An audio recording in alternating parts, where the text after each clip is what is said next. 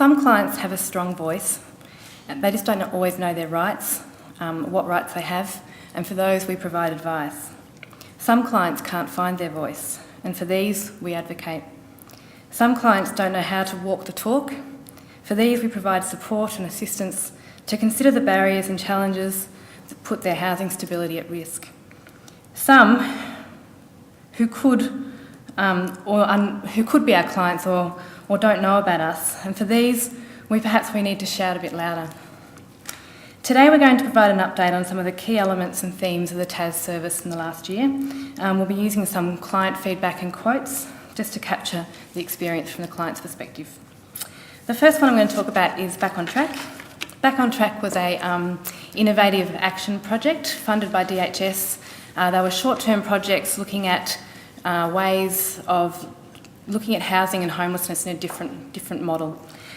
We were partners with 5 other agencies around Bendigo and Kyneton, and the project was specifically to look at case management for private tenants at risk of losing their tenancy. We provided a service from July 2012 to September 2013. Unfortunately, the project wasn't successful to get the next phase of funding from here on. But what the feedback was from the Department of Human Services was the model showed that it worked and that the need for case management to clients or to tenants who were at risk was essential, and it will certainly be considered in future models of housing support. So Back on Track was about recognising tenants in private landlords, so not government-funded housing, and to recognise when they were at risk and what was causing that risk to their tenancy. So some of the issues were around financial burden. That was quite a strong theme. Other issues may have been family breakdown or relationship breakdown. Quite a significant theme on education. We aimed to try and support clients to better access education and further improve their abilities to maintain jobs. We had there's case managers working in all the different agencies, and our case manager, I think, worked with around 25 clients in that period of time. Of these, 65 were female. Many of these had children.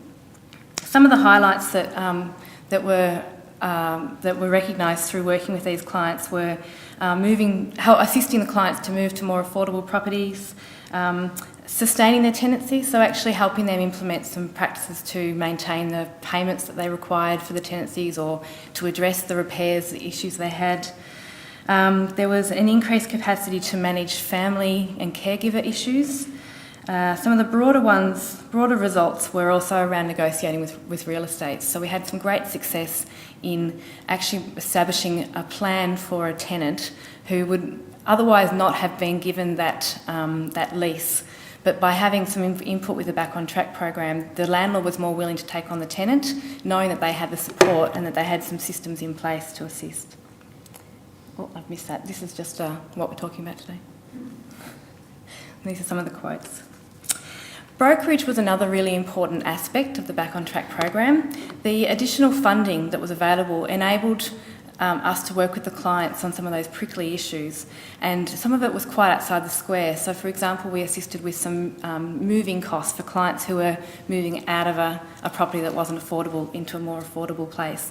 We even had some other funding, such as paying for a heater for a client who was in the middle of winter, and because of the other financial pressures, one of the things was a heater.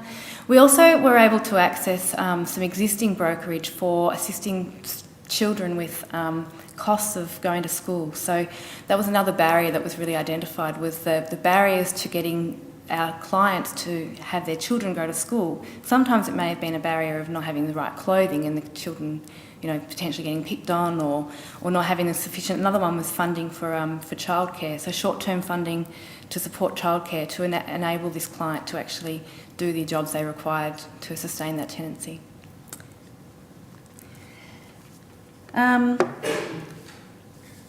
The other benefit was working with the partners. So having close relationships with the other agencies that were working in Back on Track was really significant in working together and getting to know each other's roles. And I think that relationship with other agencies in the sector will continue to strengthen. We aim to try and continue meeting up and working together, even without the funding, on ensuring that the model gets advocated for at a government level for future funding. And the other theme that came out of it was also around tenancy skills and education, and that's an area that we're hoping to pursue around educating tenants about what their rights are, but also what their responsibilities are. And by knowing their responsibilities, they've got more capacity to then maintain this tenancy as they need to.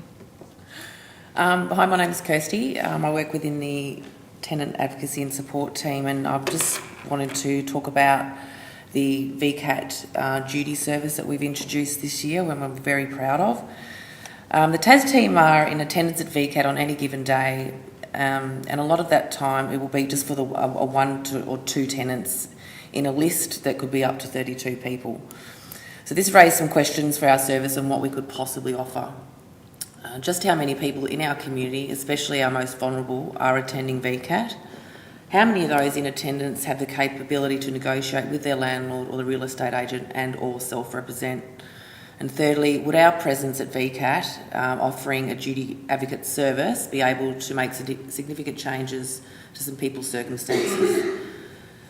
Attendances at VCAT from January to September of this year show that more than 70% of applications made by landlords were not contested by the tenant. And of those that were contested, representation by the TAS team was a percentage of around 10%. So if you're looking at 200 odd applications, that's 20. So it's not big. So as a team, we decided that it was time to offer a duty service that's similar to the duty solicitor service currently offered in our court systems. Duty advocate services are currently offered in other areas of Victoria, including Shepparton, Ballarat and Footscray, and have proven to be beneficial for both tenants and landlords. Setting up the duty service has required a lot of work, and in months in the making, we were delighted to get the go-ahead from all involved and commence the duty advocacy service in Bendigo on November 1st. Up until today, we've attended 4 sittings and we've assisted 6 tenants, and 2 of those really stood out for me, and it was negotiating legal agreements. So the matters were at possession stage and they were looking at eviction, and we were able to negotiate with the agents and setting up that legal agreement for them to pay.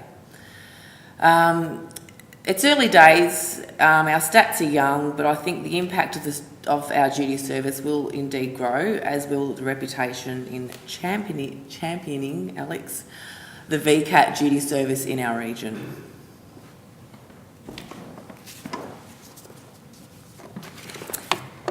We also wanted to talk a bit about the SHASP model. SHASP stands for Social Housing Advocacy and Support Program. It's funded by DHS for public housing tenants, and this is what John mentioned about quite severe cuts of 38% over the last 2 years.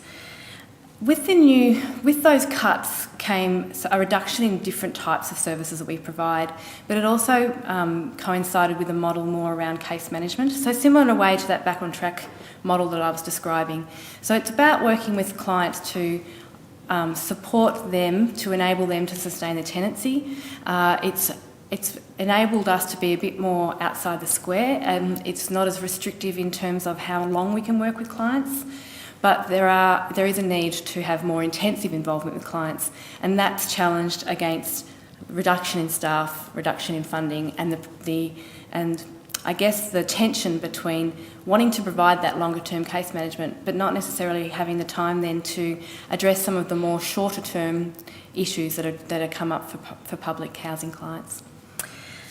With that case management model, there are a lot of considerably complex clients. Some of the themes are around hoarding, difficulty maintaining the condition of a property, particularly financial burden. Once again, it's quite a theme, sadly, in the area of housing.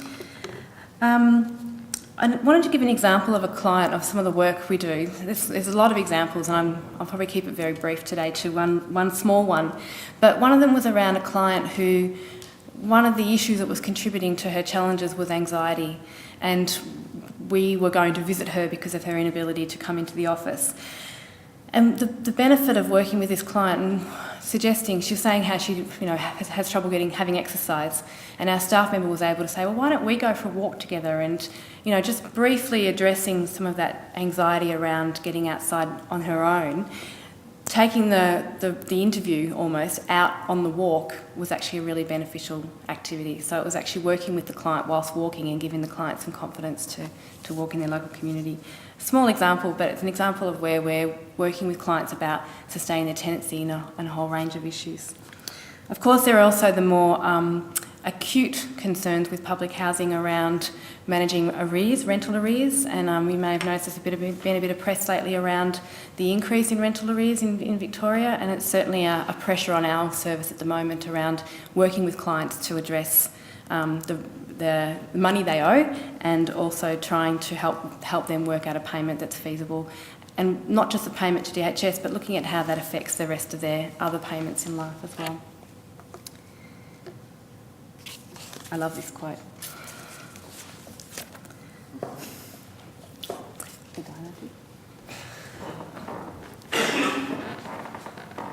I know you shouldn't have favourites, but he's one of my favourites. I can't remember how many more quotes I've got. Oh, that's it. So I'm just going to leave it with a few questions that we have for our team. A few. Going forward. So how do we ensure our services are targeting those most needing them, and how do we get more tenants to attend VCAT? How do we ensure tenants know that we are available, and how do we assist tenants with mental health issues engage? So hopefully next year we'll be able to deliver some answers to those questions. Thank you.